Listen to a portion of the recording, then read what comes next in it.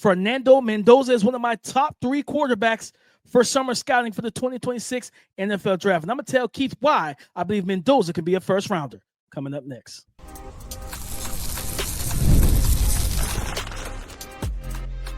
You are Locked On NFL Draft, your daily podcast covering the NFL Draft. Part of the Locked On Podcast Network, your team every day. Welcome back to the Locked On NFL Draft Podcast, your daily podcast covering your favorite draft prospects, part of the Locked On Podcast Network, your team every day. I'm your boy, Damian Parson, my offensive NFL draft analyst with Bleach Report. That's my guy, Keith Sanchez. He is the director of scouting with the Draft Network and 2019 national champion with those LSU Tigers. And as always, thank you for making Locked On NFL Draft your first listen today and every day. Shout out for being our everydayers, guys. Again, quarterbacks for summer scouting. Fernando Mendoza, the transfer from Cal, now heading over to Indiana with those Hoosiers. What can he bring to their offense and how high could he be drafted? Eli Holstein, the kind of dual threat, big body playmaker for the University of Pittsburgh, and then Aiden Childs, probably the deepest sleeper for Michigan State in the 2026 quarterback class. But before we get into that, today's episode is brought to you by FanDuel. Right now, new customers can get $200 in bonus bets when your first $5 bet wins. Keith, Fernando Mendoza, this is a guy that 6'5", he's listed at 6'5", 225. So you think about that prototypical pocket passer build. Yep. Threw for over 3,000 yards last year, only 16 passing touchdowns. He had 6 interceptions on the year, while also adding about 334 rushing yards and 2 rushing touchdowns on the season off of 52 carries. But Keith, I'm gonna tell you something, and this is a lot of stuff watching him. I liked his game. He has a pro game to me, Keith. And this is a guy that I watched and I appreciated the accuracy, the ball placement. He can rip tight window throws with good velocity in the middle of the field. He throws well on the move. I think he anticipates throwing lanes well also. And then he's got the toughness in the pocket. This dude stands and delivers. Like, this isn't a guy that when pressure or with guys bearing down on him, you worry about, okay, is he going to be gun shy? Is he going to make the throw? Is he going to make the read? No, he fires it off, and he takes hits while doing so, right? Like, I think it was, I can't remember which game I was watching, but I put it up on my Blue Sky account. And there was a clip where you got a free runner against a running back. Running back gets completely decleated. I'm like, this is how you get up. This is how you don't see the field ever again. Because he gets decleated so bad, he gets pushed and ran into the knees of Fernando Mendoza. Like, he gets completely knocked into his knees while he's making the throw, and then he still threw a dime on the back shoulder for like a 15, 20-yard gain. So even when guys are bearing down on him, he stands tall, firm, and strong in the pocket and delivers. And now going to Indiana, you expect to have a better offensive line because the Big Ten, one thing the Big Ten does do is they recruit those big uglies up front, right? They do a good job doing that, where Cal didn't have as much success there. I think him and Elijah Surratt, the star wide receiver over there, their top wide receiver, going to be able to make some things happen. I think simulated pressure is where he gets caught, like the simulated stuff. You walk down, mucking up the A gaps, and now he's trying to figure out who's going to actually be the guy that comes scot-free. So, like, that's where you can kind of confuse him mentally and everything. But I'll say this, Keith, he's one of my top 3 quarterbacks right now. Like, yeah, I like his game a whole lot. Because then also, I talked about him on yesterday's episode. Baseline, as an athlete, it has to be functional. And he passes that test for me because he gets out of the pocket. He uses his legs well and in a timely fashion. But I do think, like, he stares on his reads from time to time. So you got to work on that with him. And then the simulated pressure stuff definitely has to, he's got to be able to figure it out, right? Get a pre-snap motion, find out where you slide protection. Do you go max? Whatever the case may be, to make sure your offensive line doesn't have any leaks in the protection. But overall, this is a really good player. Yeah, when I watched Fernando DP, I think you outlined all of the things that were likable, right? And I'll say this, that I got just from a body profile and athleticism, and people throw his name out a lot now, but I got some Kirk Cousins, right? And what Kirk can do as far as just slinging a rock and doing different things. And, however you feel about Kirk in crunch time moments and everything else, yeah. he's a good NFL quarterback, right? Like he started for 5 to 10 years in the NFL, which that's successful, right? Like if you can roll out a starter and have good plays. So I agree with you with that with Fernando. The only thing I had a question mark was for me, was what was his A trait, right? I just didn't know if I couldn't identify that part because I think the arm talent is good, but I think let me say this. I think the arm strength is good. Like I think it's solid to good. But I think where he wins is because he has arm talent, right? Like he knows how to pull a string on a football, if you ask me, and like locate it and place it in the proper spot. Like even if it's a slot fade or something, right? He put that thing on your shoulder, right? To the back pylon. Like he's very ball placement and he's detailed with that part. That's what I like. Now the thing was just me trying to find an A trait for him to be like, okay, I think this guy, because when you start moving into that next echelon of like top tier quarterbacks, especially pocket passers, it's do we have a Matt Ryan-esque quarterback on our hands? Does he have the functional strength to be like a Justin Herbert? Or the functional athleticism, I'm sorry, to be like Justin Herbert. So it was just for me, it was just identifying what is going to be like his calling card, right? Like in tough moments. And he had a pretty solid, I'll say it was solid, right? Like they obviously, I don't think he could repeat this and be a top quarterback, right? But 16 touchdowns, 6 interceptions. But he also had those moment type games, right? When you look at the Wake Forests, I think he played okay against, I'm trying to think of the other game. What was it, Indy? I think it was Stanford, right? Another Pac-12. Yes, Stanford. He lit Florida State up. He had 300 yards against Florida State. Oregon State, he had a really good game, like 364 yards passing. I think that was the other game I was thinking about, the Oregon State game. Yep. Yeah, he was cooking in that game. I think his A trait to me, Keith, like I said, physically he's fine, he's good there. I think his A trait is the anticipation and the ball, like you said, the ball placement. He can put the ball where it needs to be.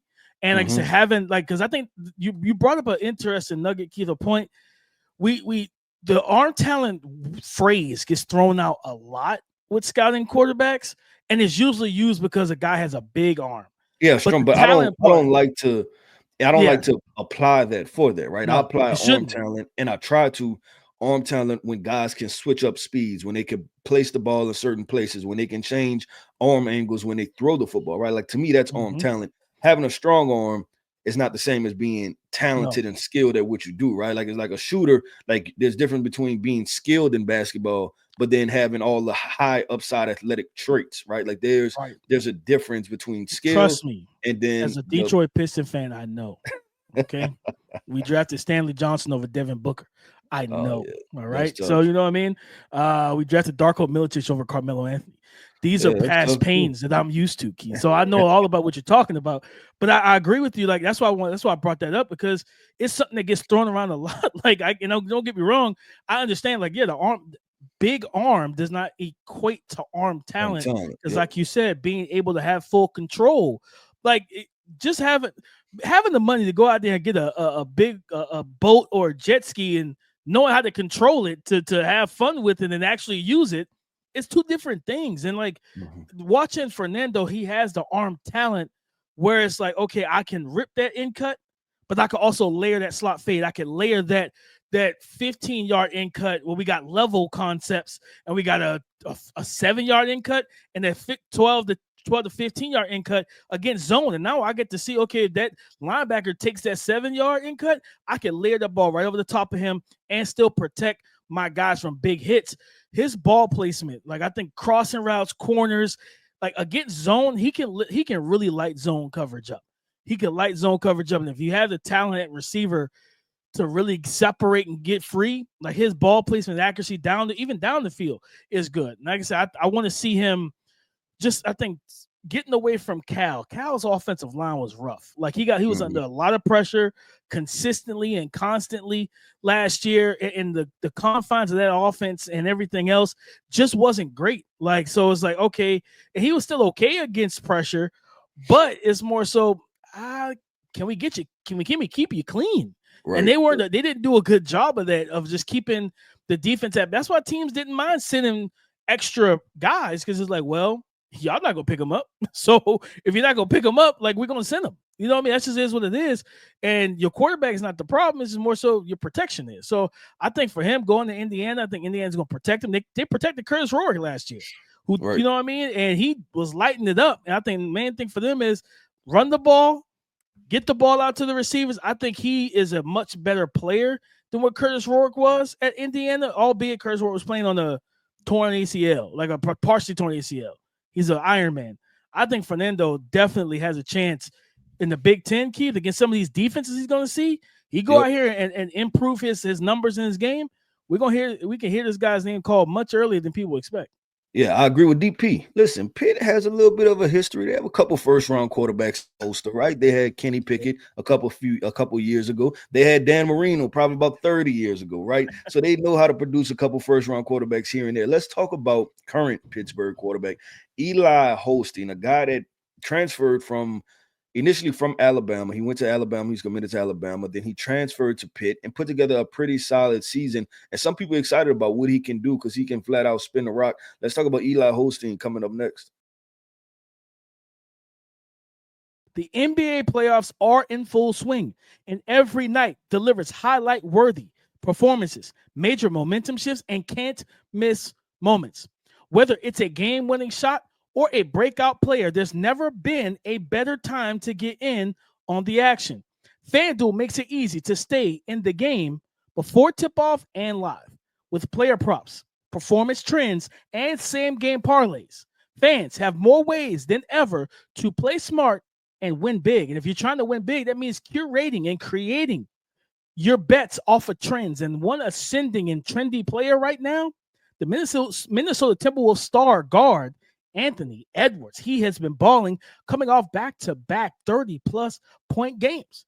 So, new to FanDuel, it's the perfect time to sign up. Head to FanDuel.com and place your first $5 bet. If it wins, you'll get $200 back in bonus bets. Make every moment more with FanDuel, the official sports betting partner of the NBA. Former, 4 or 5-star recruit for Alabama, quarterback, 6'4", 225, Eli Holstein. On the season last year, Keith, this showman for University of Pitt, his first year as a starter, he threw for over 2,200 yards, 17 passing touchdowns, 7 interceptions, completed roughly over 61.5% of his passes. And I like the skill set that Eli Holstein has, Keith, because listen, if you break the huddle defensively against some of these quarterbacks that are 6'4", 220, and they're white, and you think this is going to be a pocket passer, you're going to get caught off guard. I'm just telling you now, these guys can run. Eli's another one who has good athleticism as a bigger body quarterback. And he, like you said, Keith, he can spin it. And this is a guy, the thing I wrote down when I was watching him, he's a fearless playmaker. Like, he's got a little gunslinger to him because, there's some throws you kind of want, he was going to want back after the result of it. But it's like, I might throw it again. And it's just like, that's just his mentality. It's just his mentality, but he's strong in the pocket. I saw a guy that I think we talked about Lenore Sellers in the Justin Fields comp you had on yesterday's episode, being able to shrug off some guys in the pocket, stuff like that. Like, Eli has some of that strength in the pocket too to kind of shrug off that. It kind of reminds me of Ben Roethlisberger a little bit. In terms of in the pocket, that big, strong, burly quarterback that I think he's a more athletic Ben because he can 100%. Run. He can run, as a big body guy. I think arm talent and arm strength is good, so he can rip throws and fit them into tight windows and up the seam, things like that. He throws fairly accurately as well. I just need to see him protect the football. Like that gunslinger mentality, I want to see him kind of not err on the side of caution. I want to take his aggressiveness from him, Keith, but more so, let's coach into him controlled chaos, controlled deep shots and those risky plays. Let's make sure that it's it's 1-on-1. Let's not throw it into 2-on-1. Let's not do that type of stuff. Things of that nature. He had a lot of turnover-worthy plays on tape last year, and I just want to see that improve for him. And then, to me, he is probably out of the guys we talked about today, he's probably the worst one, in my opinion, when pressure gets there. because it's like he didn't know how to handle when guys were getting into the backfield, when the pocket was collapsing, if he couldn't get out of the pocket. If he couldn't break free with his legs and create a second reaction window or throw, I felt like he had some tough time in the pocket when they closed the walls in and made him sit in it to throw in the midst of it. Yeah, I think with Eli, he's how am I trying to approach this? He's classic, right? Just watch him and say, you know what, if this guy takes the next step, right? For him, it's about taking the next step, because when you watch his film, you see a whole lot of him layering the football. And we just talked about that with Fernando Mendoza, right? There's a difference between arm strength and arm talent. I think he has both. I think he has a good arm, right, to push the ball vertically. Sometimes you see him throw off his back foot, launching 50 yards, and he drops it right in the bread bucket, right? But then so you see how many times I think they ran, I can't even remember what team it was. It felt like they ran slot fade close in the high red zone like 3 different times, and he nailed it every single time, right? Or then those cover 2 shots, right, where you just decide to run a counter or something like that, or if it's smash concept, right, and you have to fit it in between the corner and the safety. He's killing it, right? And so I watch him and I like him, and like you said, he's tough. But I knew he was tough, right? Because he's from Louisiana. You know what I'm saying? He's another Louisiana animal out there. You feel me? So we just produced, another quarterback. I had to put that in there, DP. But I like what Eli can do and can be. You would hope that because last year was his first year starting, and he's still a fairly young guy. I think he didn't. I don't think he got any game action at Alabama. Transferred to Pitt, and then was an immediate starter. So as an immediate starter, for you to put those numbers up, right, that's pretty solid. Now you would hope, and I think you mentioned there was Lenore Sellers mentioned this, I think you said on the last podcast, was just taking the next step, right? Taking the next step forward. And you can very clear see that Eli can do that because the physical tools are there, right? Like you talked about it, former 5-star quarterback, the kid can just flat out rip it. So now it's just about taking the next step. And then the thing that happens with this, and some of these quarterbacks stay, like even the next quarterback we about to talk about, Aidan Chiles, they've had talent enough to transfer, but some of them, it may be best that they stay put, just because now the head coach, the coordinators, the coaches also know what you're good and bad at too, right? So they know what to call. But sometimes if you transfer to an entirely different situation, you're kind of they're learning you and you're learning them in your biggest resume year, right? And that can be tough overall. And we've seen quarterbacks in the past with that happen to them, like you've seen things fluctuate, right? Like it either goes, these transfer portals, it either goes up or it goes down, right? It's very rare that it stays neutral and it remains the same, which shows you how important placement and surrounding situations matter. No, 100%. I think, just again, watching Eli, having, like you said, being able to layer the ball, having that gunslinger, there's no throw I can't make, there's no window I can't test type of mentality. Like, again, like you want guys that are willing, because in the NFL, they always say like the game, it's a game of inches, game of measurement, stuff like that. Sometimes it's okay, you watching the film back and like, man, clutch moment, that throw is there. Like, yeah, is it a completely open window? Like guys butt naked, wide open up the seam with nobody around them? No, it's like, hey, can I anticipate this throwing window and can I fit it in there? And he has both of those things. He can anticipate it and he fits the ball into those type of windows. And I love quarterbacks that are fearless in the pocket or even on the move too. Like he'll throw rolling left or to his right. I think his mechanics overall are fairly clean and sound in the pocket. Yeah, I like what I see from Eli Holstein now. Like I said, he's only 20 years old. I think he's young. I think he's a young kid, young man. Like so, he's only 20 years old. So that okay, he's going to again like you stay at Pitt, like you stay at Pitt and allow yourself to develop. Whether like again you have a big year. One thing I say is, Keith, and we'll have a probably discussion later on about this quarterback class so far from what we've seen. I totally understand the hype of why everybody likes this class. I understand why everybody is like so got the scouts I've heard from. I see why everybody is like really bought in on, man, this class is exciting because there's a lot of fun. This class is fun. You know what I mean? Just we're just summer scouting wise. This is a fun group, like a fun group of young, athletic, prototypical size. It's very rare you see prototypical size and athleticism. Athleticism, yep. Like you really, if it's prototypical size, it's like, well, he's a pro passer because he plays from the pocket. He doesn't run at all because he can't run. No, these guys can move, and he's just one of those guys that gives you more bang for your buck as a play caller because you know he's a dangerous enough runner, especially in the high red zone. If you're playing man coverage and you're dropping off and your rushers aren't disciplined, Eli's going to tuck it and go. Like, he's going to tuck the ball and run, and he's got the speed and open field to really like pick up speed quickly. And once he reaches top speed in short distances, yeah, he's gonna get to his destination.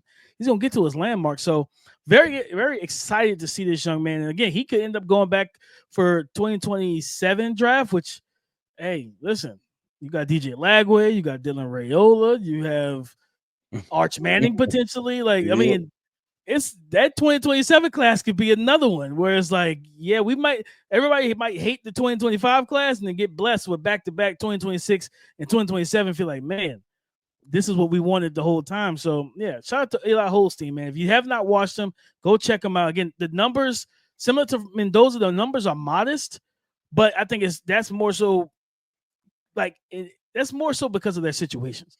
Like, they didn't have a whole ton of talent around them. So I'm excited to see what these young men do in 2025. Yep, with DP, we talked about upside, betting on upside and athletic traits. We have Michigan State quarterback Aiden Childs. I hope I'm saying that right. Yeah, we have a long time to do this to get the enunciation together. I promise you I'll have this down by the middle of September. But Michigan State Aiden Childs, another guy, dual threat guy, can make plays with his legs. Let's break down the profile of Aiden Childs and who he is. Let's talk about him coming up next.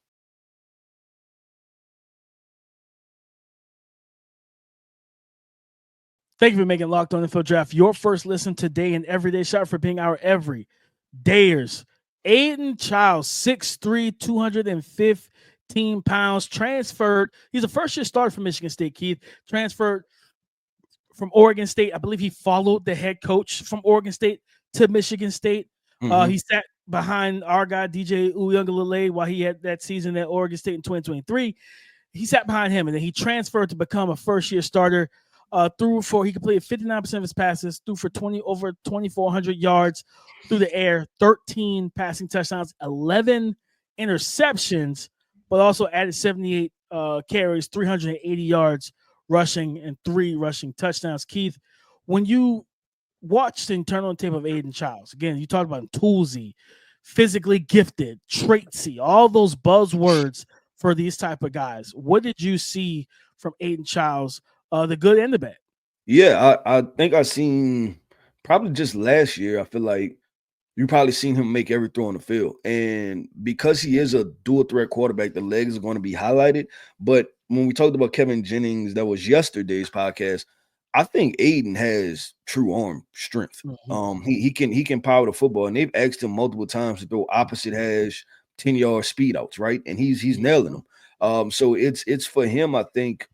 And we repeat the same thing, game slowing down, getting the grasp of it, because the physical tools can be there. And you think being at Michigan State, if you go from, I think he was 11 touchdowns and it was 13 touchdowns and 11 interceptions. You improve across the board, right? With your completion percentage, right? You decrease the interceptions, increase the passing touchdowns, and just play more controlled, right? Like just having control of the game and not trying to force things, I think can bode well for Aiden, because there are throws to make people second guess things, to be like, hold on, there's a little something there with him. And that's what I seen when I watched him. I believe he lit Maryland up. I think threw for over 300 yards. Yeah, and you've seen the kind of the variance of what he can do and can be. Now, are there the times where he throws interceptions and the ball misplacement and then just misreading coverages? All of those things are there.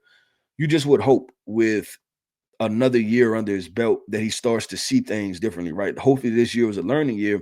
And we can say this with all of these guys, right? The Eli Holsteins, the Aiden Childs, is that last year, first year starting, and there's an arrow pointing up to where if you take the next step, there could be a lot surrounding you and a lot of hype around you. So I see, first of all, if I had to have a draftable grade on him, I think I would put a draftable grade on him right now.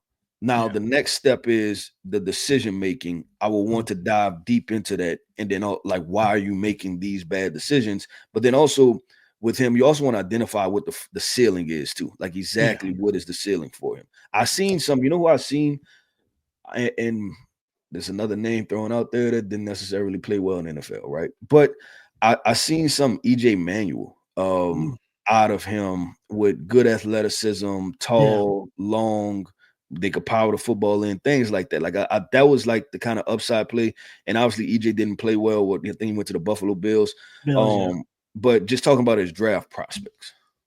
No, 100%. I think, and to your point, you talked about those far hash throws. Like he rips those throws. Like it's almost like seamless for him to drop back far hash out route and drive it on the line, beating the coverage. Like he throws it with solid anticipation as well. And again, I mean, it sounds like a broken record, but like you want to see the game slow down for him, because one thing I do like is that Michigan State offense isn't a traditional college football offense.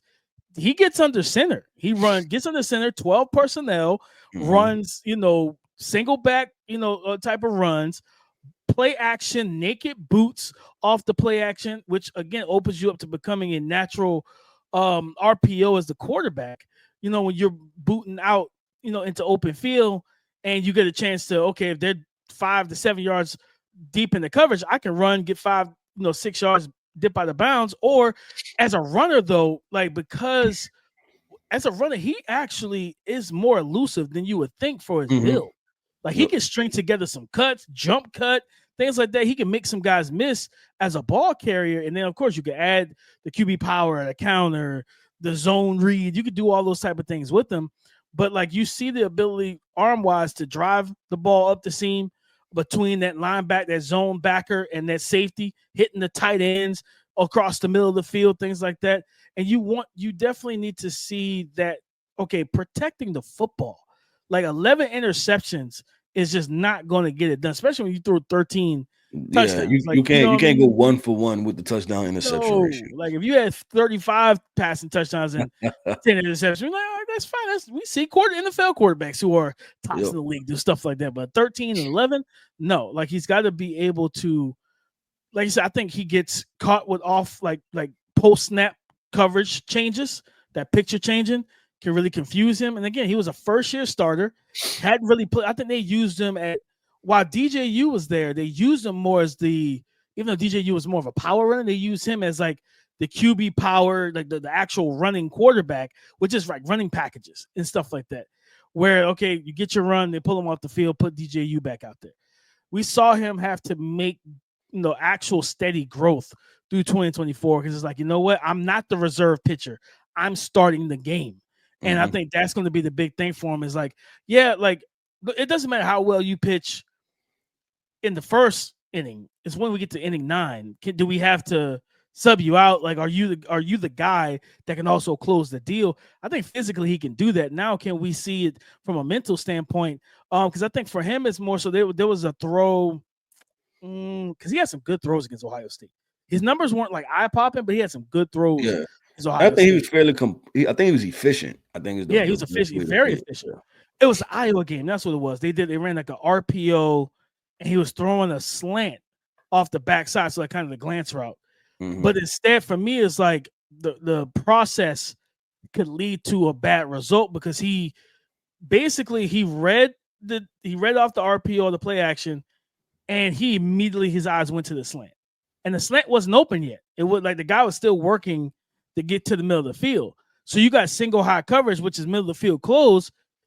Yeah, you need to move that. Like they had a seam to the tight end that I think Jack Velling, I would have coached, and I feel like the coaches probably told him, your eyes need to go here first. Move that safety, manipulate him, get him off the spot, and make him go to that play side hash, and then throw that backside glance, that slant route. Because now you got, he completed it. The receiver caught it, was able to break free. Didn't get blown up, wasn't an interception, but we know that some of those, I think it might have been Sebastian Castro. He's not the most explosive athlete. You play against Caleb Downs and you do that, that's an interception. Because like you see, like Sebastian saw it, he just physically couldn't get there.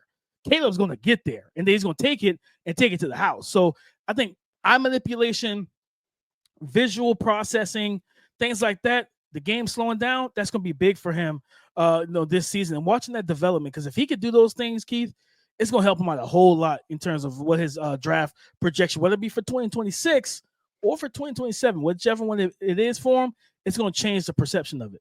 Yup, well, DP, that wraps up another episode, man, of the Locked On NFL Draft Podcast. I want to end this podcast all by saying shout out to our everydayers. Thank you for tapping in with us each and every single day. Listen, I am Keith Sanchez. You can find me on X at The Talent Code. That right there is my guy, my co-host, Mr. Damian Parson. You can find him on X at DP_NFL. And like we like to say, man, y'all come talk to us because we like to talk back. Go subscribe and follow for free on YouTube, wherever you listen to podcasts, to get the latest episode as soon as it is available. Guys, we're going to take a quick break from Summer Scott. In tomorrow's episode, we're going to get into some of the stuff that's happening in OTAs. What's Travis Hunter doing? He's playing both sides of the ball yet. We're going to talk about that on tomorrow's show. So come and join the conversation again tomorrow on the Locked On Podcast Network, your team every day.